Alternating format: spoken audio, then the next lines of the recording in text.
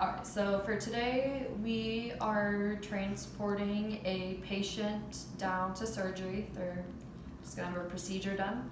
And so I'm just gonna gather my supplies. We plan on just taking them down with a nasal cannula and a E-cylinder O2 tank, as you can see by the green markings, and it says oxygen on it.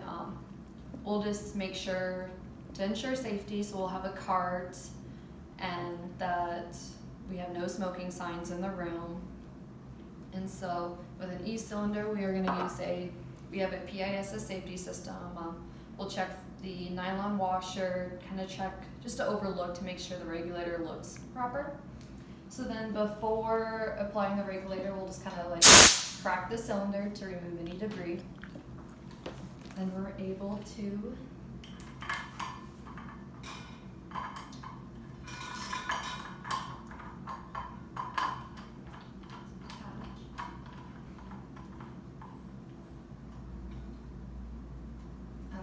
turn the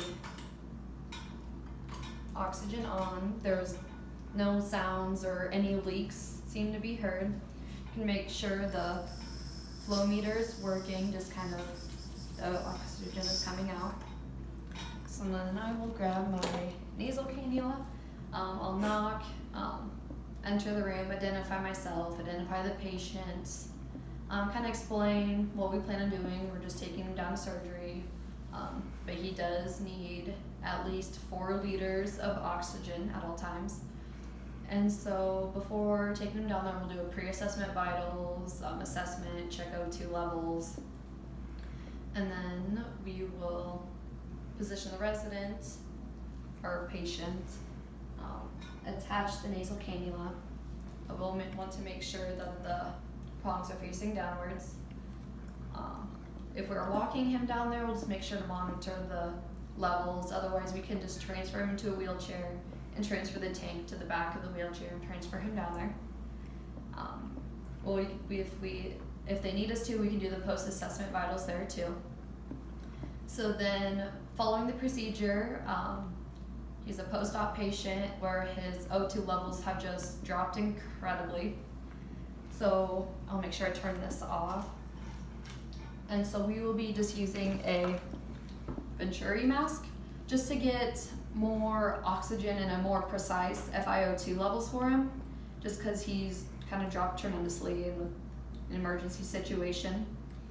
And so we'd be able to attach this to the adapter, and we're able to adjust how much FiO2 is required for him. And we'll start at, let's say, 31%. So we'll check his vitals, we'll hook it up, we'll put it up to the proper flow meter, and we just make sure the orifice is in between. Kind of just monitor the oxygen levels to make sure they're rising, and once they get up to normal levels, we can switch back over to, let's say, a non-rebreather mask or a simple mask, just to kind of, depending, especially with how long he may be kind of not able to walk, depending on the surgery. So we're just gonna do all those vitals. We'll leave that in the patient's room.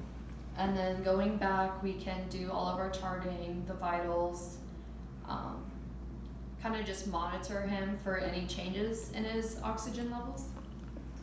So then when going back and storing the cylinder,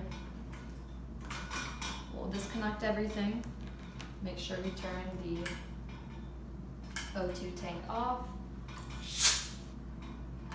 disconnect it,